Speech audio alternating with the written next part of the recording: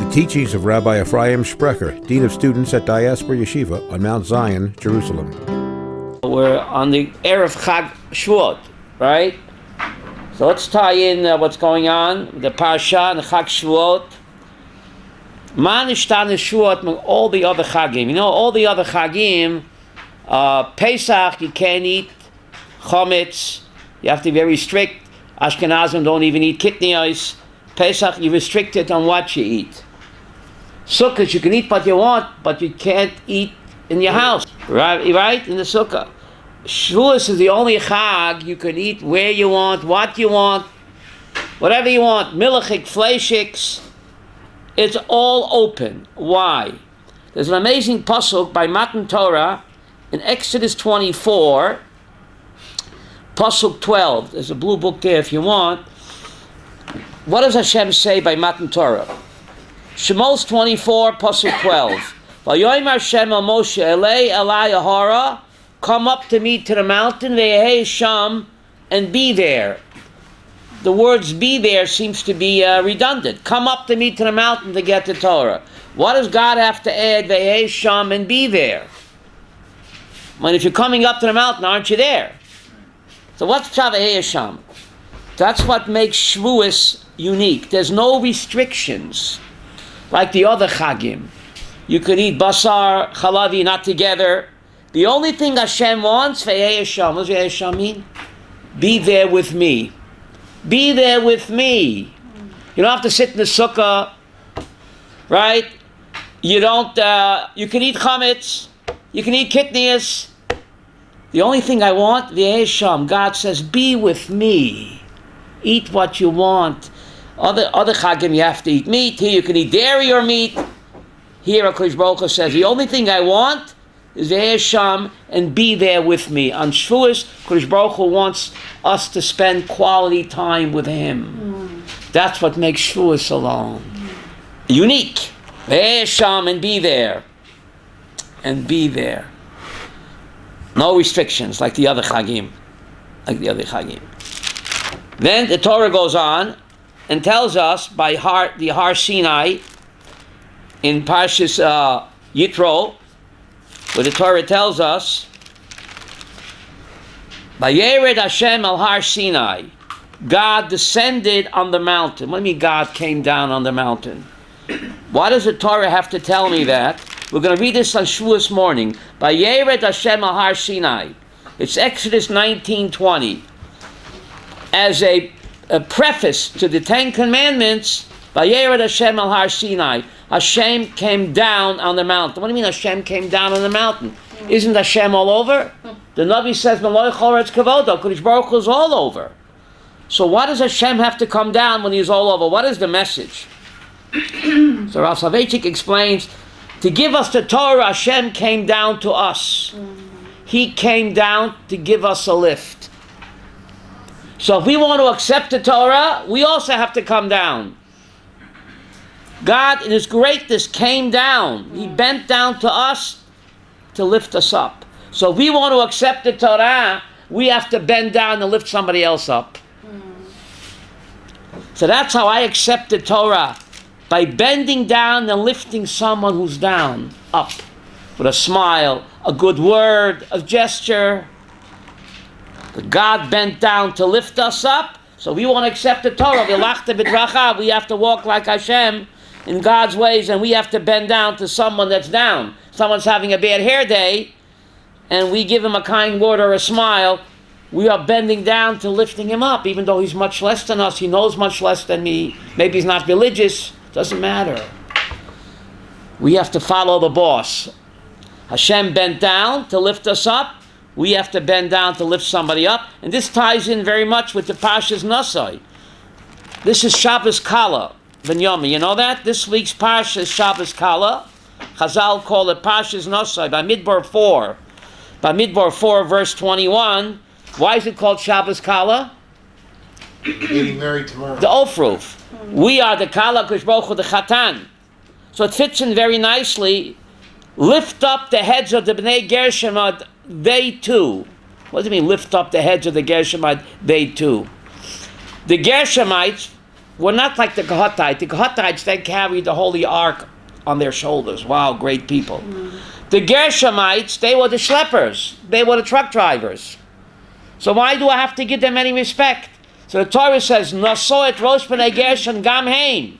Even though they're the schleppers and the truck drivers carrying the heavy loads, you have to lift them up gam heim. What does gam heim mean? Them too. He's a balagola, he's a schlepper, a truck driver. The message of Kabbalah Satorah is you have to give kavod to each and every individual Jew. Even though he's a schlepper, a truck driver. Rav Aryeh Levine would tell the garbage collector in the street, the Jewish garbage, I envy you. Rabbi, you envy me? I'm a garbage collector. You making fun? Chas v'sholom. What would Moshe Rabbeinu give to be in your shoes? To clean the streets of Pisgat Zev. What would Moshe give? And he wasn't Zoicha. And you, this was Rechavia, and you were Zoicha to clean the streets of Yerushalayim. I envy you. For Aryeh Levine, Nosai Rosh B'nei Gershon, every human being deserves respect, no matter what his occupation is. A dishwasher, a schlepper, Gam Heim, they also deserve respect. And therefore this parsha is always read right before Matan Torah. That each and every Jewish person, every human being is important and deserves chashivus, no matter what his occupation is. Give kavod to every single person. What a powerful message, and why this parsha is always read right before Chag Matan Torah, Parshas Naso. They too deserve respect, the Gershonites, even though they're just the schleppers. Now, it's a custom to eat milk products on the Shavuot, right? Cheesecake.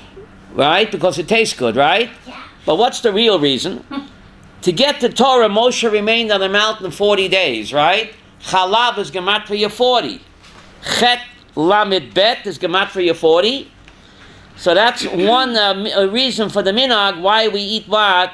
Chalav symbolized the 40 days that Moshe Rabbeinu spent on the mountain in order to what? To get the Torah. It's gematria 40. Chalav is gematria 40. So here the Torah goes on and tells us about the Sota woman. The Sota woman. Now again, what has the Sota woman got to do with Parshas Matan Torah? This Parsha is always read right before Shavuot, Shabbos Kala. So there has to be something in the Parsha of Sota that pertains to Matan Torah. So you look at Midbar 5, Pasuk 12. There's an amazing Pasuk there. David b'nei Yisrael Matalaim ish ki siste ishto. Midbar 5, verse 12. There are more books in the library if you want them. Midbar 5, verse 12. Speak to the Jewish people, a husband whose wife will betray him. So Rashi wonders, how come it says a husband twice? Normally a woman only has one husband at a time, right? So how come it says a husband who wife will betray him? So why does it say husband twice? Midbar 5:12. Rashi says that a woman who commits adultery betrays two husbands. Ish Mohamel Shalmala, the Isha Malmata. Every Jewish woman is married to two husbands. Her human earthly husband and their divine heavenly husband. So this ties into Matan Torah. When did God become the husband of the Jewish people? Mount Sinai. So therefore it says ish. She betrays her earthly husband and her heavenly husband as well. That's pretty incredible how it ties into Shavuos. So in every Jewish marriage, there's a third partner there. You say three's a crowd. No? Not in a Jewish marriage. How do you say husband in Hebrew? Ish has a yud. How do you say wife? Isha. The yud and the hey. So in every Jewish marriage, there's what? There's a third partner, God. You take away God, the yud and the hey, what are you left with? Ish. Fire. So ish. So a woman commits adultery even though the husband doesn't mind. He's a weirdo. But the heavenly husband minds. Otherwise, why say the word husband twice? In Bamidbar 5:12. This is the Keshet Chag Chag Shavuot. Chag Shavuot. The Medrash says that Mount Sinai was barren. And for Chag Shavuot, miraculously, Binyamin, it grew flowers. Therefore, we have a custom to bring flowers to shul. Why? Why would God do the miracle, Chava? A barren mountain in the middle of nowhere, desert, all of a sudden grew beautiful flowers. Why would God do the miracle? Beautiful. Binyamin said, you ever see a chasana without flowers? It's just impossible. So Har Sinai was the chuppah. All chuppahs have flowers. So Kodesh Baruch Hu made the miracle. The mountain was surrounded with flowers, celebrating our wedding. So therefore, every Shavuos, we reenact that by bringing flowers to the shul, because every wedding has flowers. That's the custom why you have flowers at a wedding, surrounding the chuppah.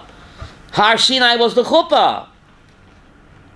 Now, Ma nishtan Shavuot mikol hachagim. All the chagim in Yahadut, the name describes what took place. Pesach, God passed over the Jewish homes when he killed the Mitzrayim. Sukkot, God made us tents. Sukkah means a tent to protect us from the cold and the heat and the sun. In Ani Yaakavot. So in Yahadut, the name of the Chag describes what happened on the Chag. What has counting weeks got to do with Chag Matan Torah? Why is it called Chag Shavuot in the Torah? In Yahadut, the festival is described by the name. Pesach, Sukkot, Yom Kippur, Day of Atonement.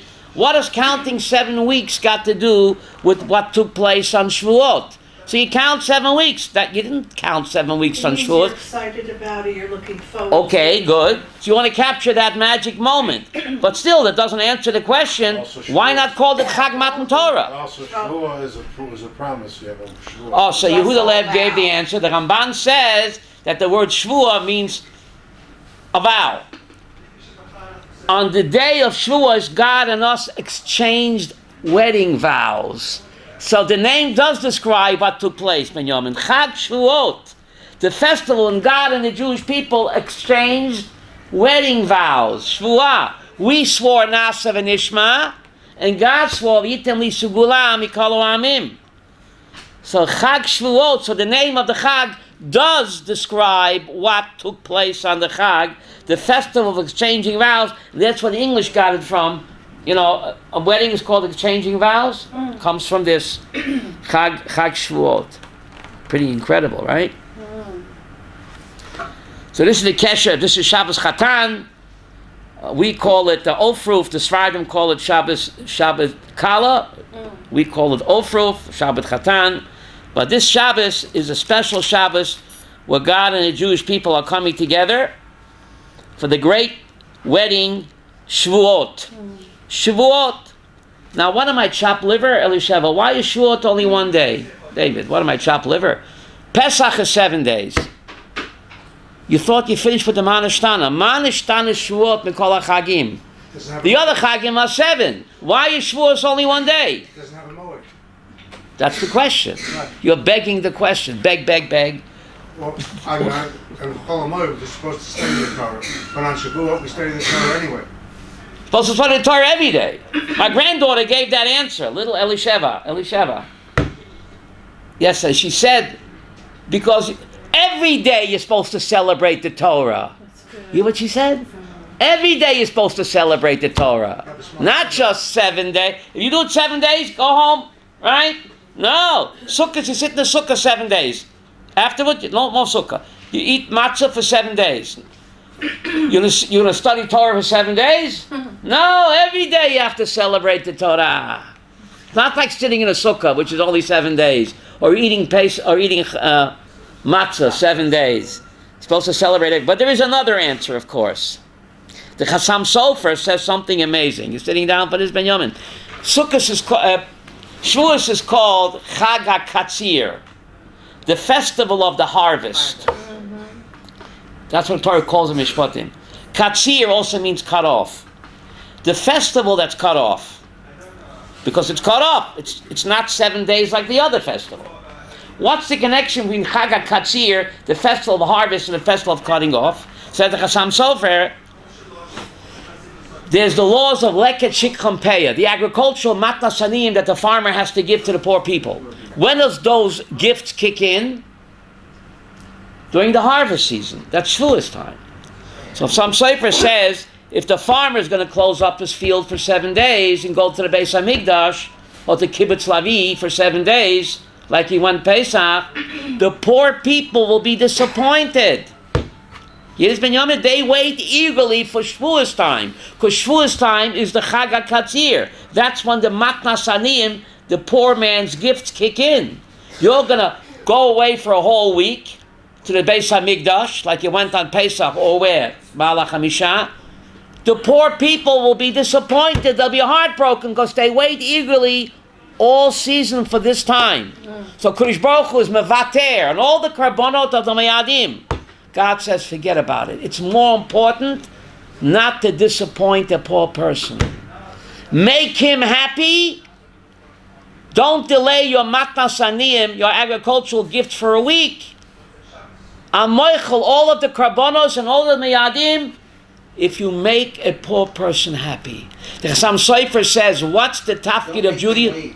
Don't make him wait a whole week. You're away in the Beis HaMikdash, or where? The Poconos, where? What? Ben Yamin. The Chassam Sofer says something incredible. Rav Yaakov Goldman reminded me. The tafkid of Judaism is make someone happy. Make someone happy. To make a poor person happy is more important than keeping 7-day festival. So God says, forget about it. All the karbonos, we honor God, but all the festival offering, God says no. More important is to make a poor person happy. To give your agricultural gifts on time. And not to disappoint him. This year, making a lot of 5-day Shavuot. Thursday, Friday, Saturday, Sunday, Monday. Remember wine is. But therefore, it's only 1 day Minat Torah. Only 1 day. 5 days. So that's the message of Matan Torah. The message of Matan Torah is to be a chesed person. Is to be a chesed person. And not to disappoint the poor people. And that's more important than what? Than keeping a 7-day festival. Pretty amazing. Then you have the Berchat Kohanim over here. You have the Berchat Kohanim. The priestly blessings. And how does that tie in with Matan Torah? One of the priestly blessing is, may God shine His face on you. Yor Hashem ponav alecha v'chineka. Says Rashi, Yar alecha ponim sachakot. God shows you a happy, smiley face. Every morning the Kohanim bless us that Hashem smiles with a happy face. So what's the message for us? We have to put on a happy face for others. My Rebbe Rapam Zatzal said, every time you smile on a fellow Jew, which mitzvah are you doing? Or any human being. Valachta b'drachav. Because the Berchat Kohanim Chava says God smiles on us. Yor Hashem panim alecha, panim sachakot. So every time we smile on another person, we are walking in Hashem's ways.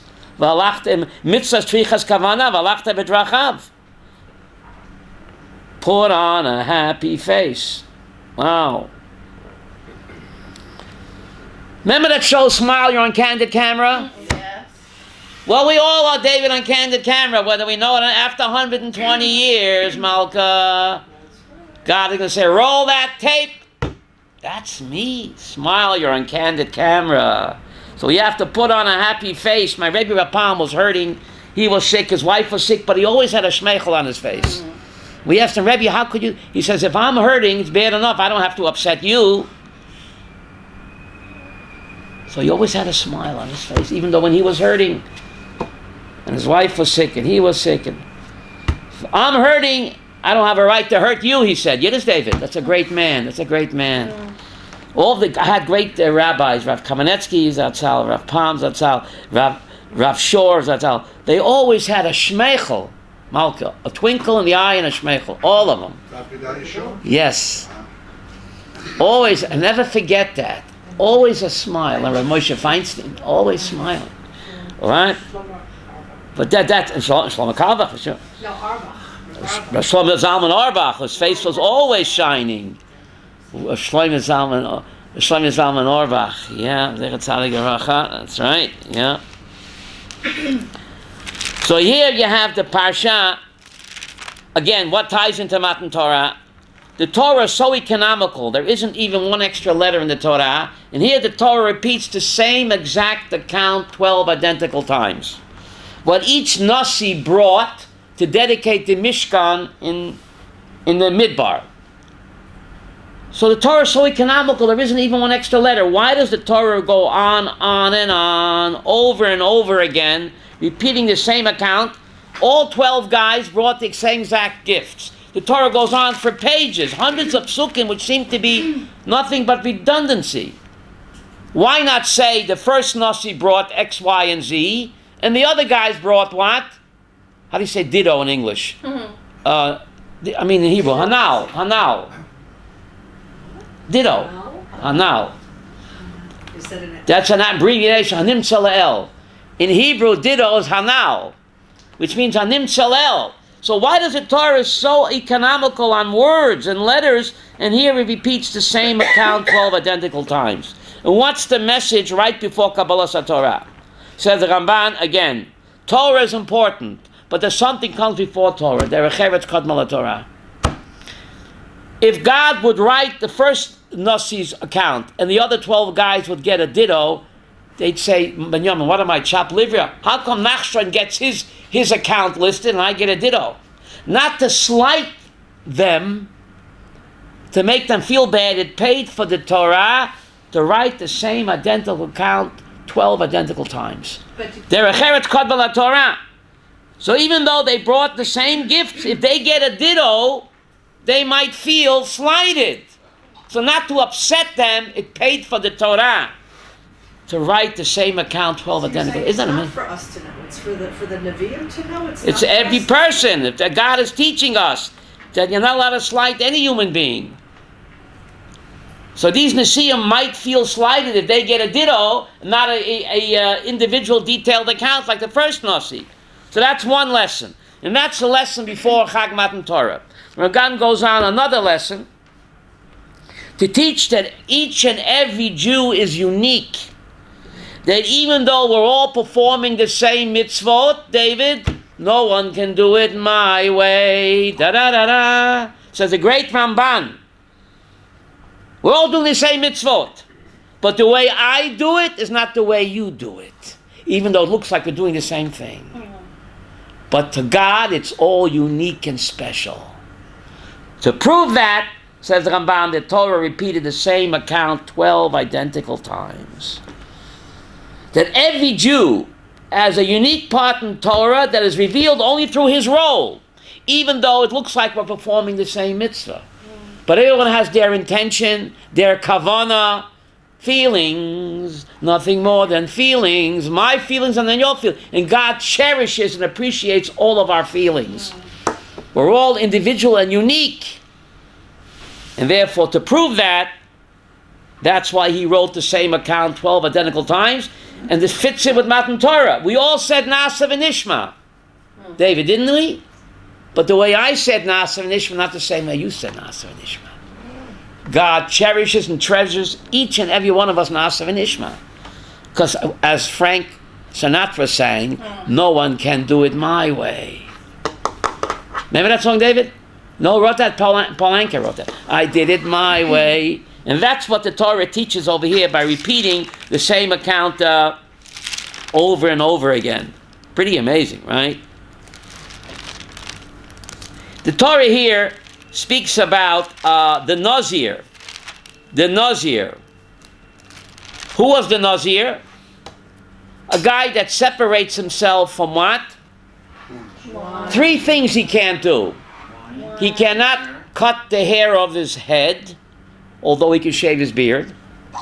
He cannot come in contact with a dead human, and he cannot eat grapes or drink wine. Even though he's not a Kohen, he can't come in contact with the human, with the dead person. That's right. A Nazir is like a Kohen Gadol. A Kohen Hedyot is supposed to come in contact with his 7 relatives, right, that die.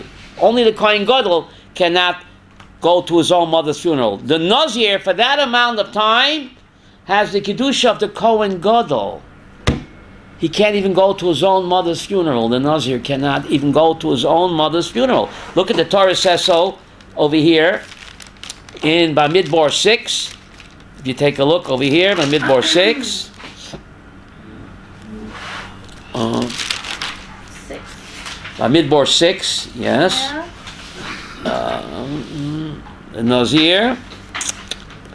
Bamidbar 6, verse 7. Verse 6 and 7. Elisheva, can you read that? Bamidbar 6, verse 6 and 7. To his father. No, verse 6. Oh, verse 6. All the days of his abstinence for the sake of Hashem, he shall not come near a dead person.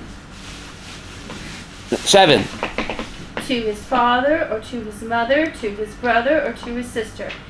He shall not contaminate himself to them upon their death. For the crown of his God is upon his head. Okay, verse 8. All the days of his abstinence, he is holy to Hashem. He is holy like a Kohen Gadol. Can't even go to his own mother's funeral. Kohen Hedged has to go to his 7 relatives' funeral. You know that? You know Kohen Hedged? Does have The head. Kohen Hedged must go to his 7 relatives' funeral. But the Kohen Gadol, like the Nazir, not even to his own mama and papa. He's kadosh. He's kadosh. But then, Benyamin, we got a problem. Because in verse 11, when he finishes his Naziros, he has to bring a korban chatat. A sin offering. What? So Rashi quotes the Gemara because he sinned against himself. He sinned against himself. What does that mean? God said, I allowed you to have delicious grapes and wine.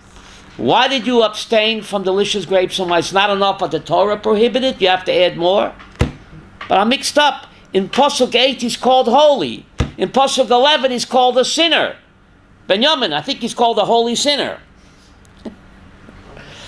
What's the message of the Nazir? Is he kadosh, verse 8, or is he a sinner in verse 11? What's the answer? Yes. Yes. Yes. Yes, no, yes. All of us are holy sinners. My Rabbi Rappan said, often we are both good and evil at the same time. And he quoted the book, Dr. Jekyll and Mr. Hyde. He quoted that book because we had to read it in the high school. Dr. Jekyll and Mr. Hyde. Yes, you can be a holy sinner. That is the paradox. Who knows what evil lurks in the hearts of man? The shadow does. That's pretty incredible, what? Only your shadow knows. Only the shadow. Isn't that an amazing lesson? There's no Nazir today. So the message is, my Rebbe said, yes, yes, all of us are holy sinners. So what's the message? Don't get too down on yourself. Everybody sins. Try to do that next time. Get up and try to do better. Okay? This is the paradox of a human being. The paradox of a human being. Now, Chag Matan Torah is coming up. Right? What's Matan Torah all about? Vayichan Sham Yisrael ki ish echad belev echad. Achdut, Benjamin. Vayichan. We're going to read it on Shavuot morning. Doesn't say Vayachnu. It's a single. Singular. Either when millions of people, the Hakman says Vayichan, come together right now, right? Achdut. Achdut. That's what Hashem wants more than anything, Achdut. But I'm mixed up in Yemen. Because Parshat Bamidbar and Naso is all about tribalism. Parshat Bamidbar Naso, which is always read by Chad Matan Torah, it's all about this tribe is there, and that tribe is there, and don't step on my Maita. Shevet Dan cannot rest with Shimon, and Naphtali can't. Also, each one had their space. Each one had their color. Each one had their flag. And they're all nusach. I don't understand. Isn't that the opposite of Achdut? And this you read Chag Matan Torah. Chav, I'm all mixed up now. You had a question on the table? Yeah, it's like an orchestra. We have to blend together. Beautiful. But look at my hand. Look at my hand. How come all 5 fingers are all different length. Each one has a different function. Why? But where's Achdut? But they're all, But But why they're all different? yeah, she's right. they all work together. They all Bueno. have a different function. They have a fold different them. function and they Yeah, all when you work fold together. over- But you fold them? When you make a fist, David, they're all what? Same.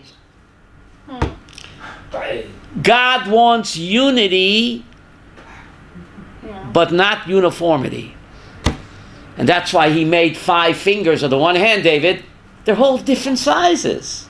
Unity, but not uniformity. What's uniformity mean? The same. All the same. Look at all the same black hats. Hmm?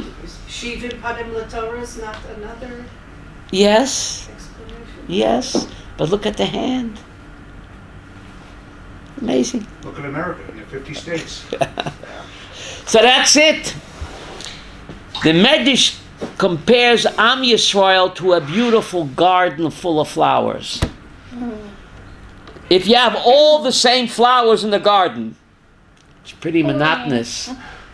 But the flowers that are what? All different colors, and all different shapes, and all different fragrances. In a beautiful mosaic garden. Each of us is a unique, separate flower with a separate color, fragrance, shape, style, and color. The 12 tribes. Unity through diversity. Is that right or not? Yes. What does diversity mean? Different. Unity through diversity. That's good. Look at the 5 fingers. Look at the beautiful mosaic garden. Ruth. Ruth. The Ger Tzedek. Why is a ger so precious to Am Yisrael? The most repeated mitzvah in the Torah, David. 36 times. 36 times. Buy one, get 36. 36, not 30. Not, No, there is 24. The Sefer not Chinuch, 24, 36, 36. the Sefer Chinuch says 24. The Rambam says 36. We'll go with the Rambam. Okay? He started fighting. Buy one, get 36. Why is a ger so more precious? This is my Chiddush Malka. A ger is an exotic flower planted in the Garden of Israel. He's exotic. You like that? She's exotic. And that beautifies the mosaic Garden of Israel. And therefore she is the only person in Tanakh, Malka. Ask your friends. There's only one person in Tanakh that's called an Eshes Chayil. Ruth. Only one. David, trick question? You would say Sarah, Rivka, Rochel, Leah, But right? I thought the Eshet Chal was written for the... Shlomo Melech wrote it in honor of his grandmother, but that phrase is used only by her. In Megillat Ruth, Boaz Sester, Ki Eshes Chayil At. Ki Eshes Chayil At. So, her great-grandson Shlomo, he composed that in honor of grandma. The Gemara Bava Basra said that he had a throne next to his. And who sat next to him? Ruth. The Alta Baba Ruth. She was 140 years old. She must have taken a spirulina. Yes. She's 140 years old, and she sat next to him. And he would sing to her, Eishes Chayil Miyimtza Baba. Because his Zayda Boaz called her that. Eza Naches, David. That's my grandson Shlomo on the throne. Eza Naches. To have a grandson like David and like Shlomo. Wow. A Moabite go-go dancer. It's just incredible. Benjamin, you getting this? Moab, the symbol of immorality and corruption. And she became the grandmother of the Melech HaMashiach. Because she's an exotic flower. Beautifying the mosaic garden of Israel. Wow, what a message. Ruth. The word Ruth comes from the word Reyut, which means friendship. Wasn't she a friend to God, a friend to Naomi? She's a chesed person in Tanakh. And if you want to get the Torah, you got to be a chesed person. The Torah is all about chesed. The Gemara Saita says the Torah is all about chesed.